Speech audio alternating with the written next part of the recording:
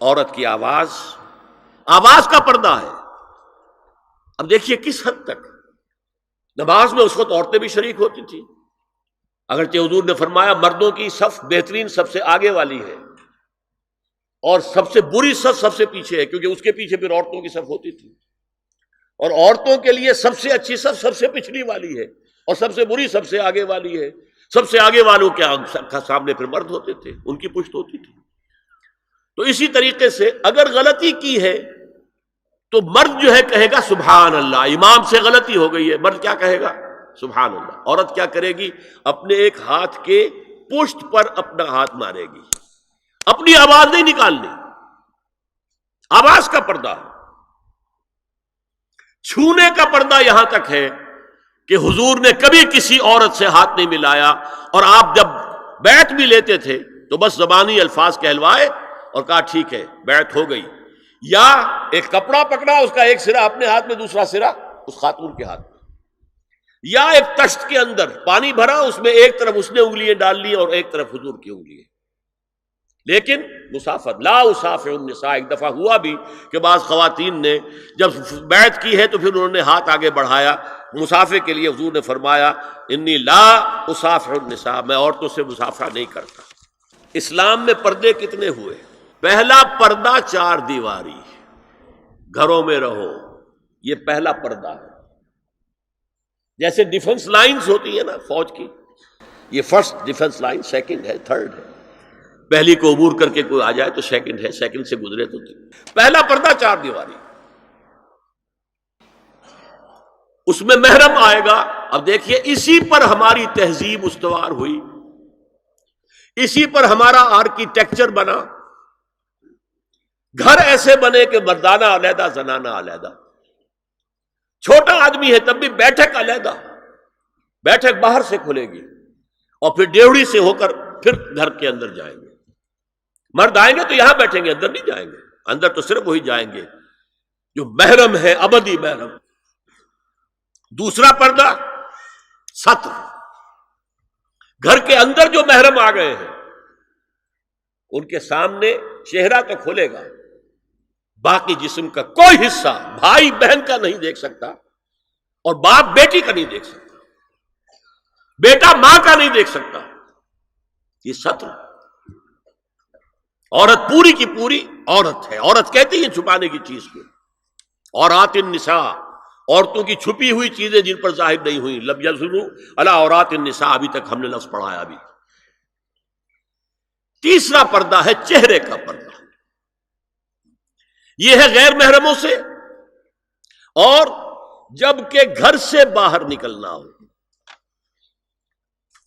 اس کے لیے سورہ احزاب میں نے کہا تھا گھر سے باہر کا پردہ، چہرے کا پردہ وہ غیر محرموں سے ہے، اور گھر سے باہر نکلے گی تو غیر محرم سامنے آئیں گے۔ یا ایھا النبی قل لازواجک وبناتک ونساء المؤمنین یدنین علیہن من جلابیبہن ذالک ادنی ان یعرفن فلا یؤذین وکان اللہ غفورا رحیما۔ اے نبی صلی اللہ علیہ وسلم کہہ دیجئے اپنی بیٹیوں سے اور اپنی بیویوں سے اور مسلمانوں کی خواتین سے۔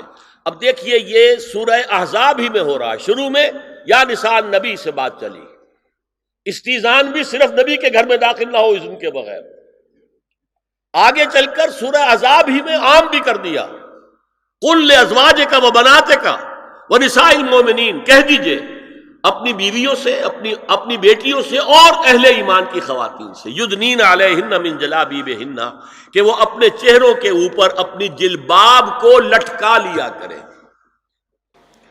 چہرہ چھپ جائے۔ اب اس کی تفسیر میں چاہتا ہوں کہ آپ کو جو مختلف مفسرین نے کی ہے وہ آپ کے سامنے میں رکھوں۔ حضرت عبداللہ ابن عباس نے اس آیت کی جو وضاحت فرمائی ہے اسے حافظ ابن کثیر نے اپنی تفسیر میں اس طرح نقل کیا ہے، اللہ نے مسلمان عورتوں کو حکم دیا ہے کہ جب وہ کسی کام کے لیے گھروں سے نکلیں تو اپنی چادروں کے پلو اوپر سے ڈال کر اپنا منہ چھپا لیں اور صرف ایک آنکھ کھلی رکھیں، دونوں آنکھیں بھی غلط ہیں۔ ہمارے ہاں برقع کیوں بنا تھا؟ دیکھیے چادر میں عورت لپٹی ہوگی، اس کا ہاتھ جو ہے اس چادر کو سنبھالنے میں آکوپائی ہو جائے گا۔ برقع ضرورت کی ایجاد ہے جو ہوا ہے، اور اس کے آگے آپ کو معلوم ہے پچھلے برقعوں میں جالیاں لگی ہوتی تھی کہ نگاہوں سے بھی براہ راست سامنا نہ ہو۔ اور یہ میں نے اپنی آنکھوں سے دیکھا، انقلاب ایران کے بعد جو حاجی آئے ایران سے، ان کو جو میں نے دیکھا ہے، اس طرح چادر میں ملبوس عورتیں ہوتی تھی، لمبی سی چادر، ایک ہاتھ سے اس کو اس طرح پکڑا ہوا ہے اور صرف ایک آنکھ کھلی ہے، دوسری نہیں۔ میں نے شروع میں کہا تھا ہمارے نزدیک اسلام دین ہے، صرف مذہب نہیں۔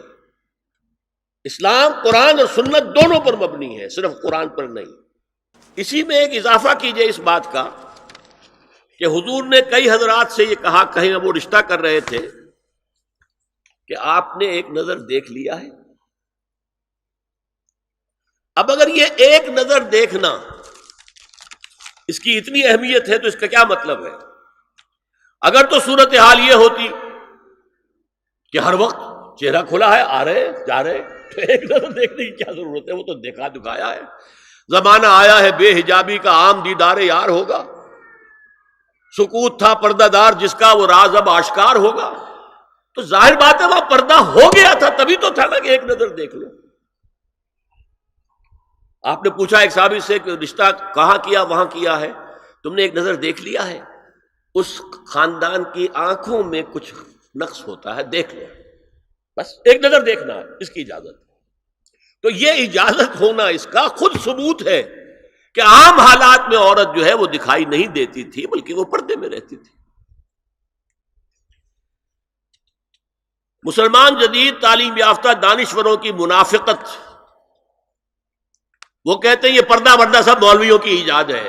کبھی کہہ دیتے ہیں یہ تو ہندوستان میں راجپوتوں کا پردہ ہوتا تھا تو مسلمانوں نے یہاں یہ پردہ ایجاد کر لیا۔ میں نے دیکھا ہے عرب کی بدو خواتین کو مکے سے مدینے جاتے ہوئے نظر آتی ہیں۔ ایک خاتون اونٹ کی پوری قطار لے کر جا رہی ہے، ہاتھ میں لاٹھی ہے، پورا مکمل پردہ، چہرہ چھپا ہوا، آنکھوں کے اوپر بھی کوئی انہوں نے وہ حجاب سا بنایا ہوتا ہے خاص چھجا سا، اور ہاتھوں میں دستانے، پاؤں میں جرابے۔ یہ کون سے راجپوتوں کا پردہ سعودی و عرب کی جو ہے ریگستانوں میں پہنچ گیا؟ بدو جب آتے ہیں اپنی عورتوں کو اسی حال میں لے کر آتے ہیں، اور ان کا یہ ہے کہ وہ احرام کا معاملہ بھی یہ ہے کہ یہاں چھجا بنا کر آگے چادر لٹکا لیتے ہیں، صرف چہرے سے مس نہ کرے بس۔ اور وہ پھر اپنی خواتین کو جب طواف کراتے ہیں تو ان کے گرد گھیرا ڈال لیتے ہیں، ہاتھ سے ہاتھ پکڑ کر، تاکہ کسی اور کے ساتھ ان کا نہ کندھا لگے اور نہ کوئی اور جسم کا حصہ بس۔ یہ پردہ وہاں کہاں سے آ گیا؟ سر سید کا واقعہ تو میں آپ کو بتا چکا ہوں۔ اب ذرا علامہ اقبال، میں منافقت اس لیے کہہ رہا ہوں کہ ایک طرف ہمارا جدید دانشور طبقہ، مولوی ملاٹے دیوبندی ہوں، فلاں ہوں، یہ ہوں وہ ہوں، یہ دقیانوسی ہے، اصل میں تو سر سید احمد خان، اور پھر علامہ اقبال۔ علامہ اقبال کا حال کیا ہے وہ سن لیجئے آپ۔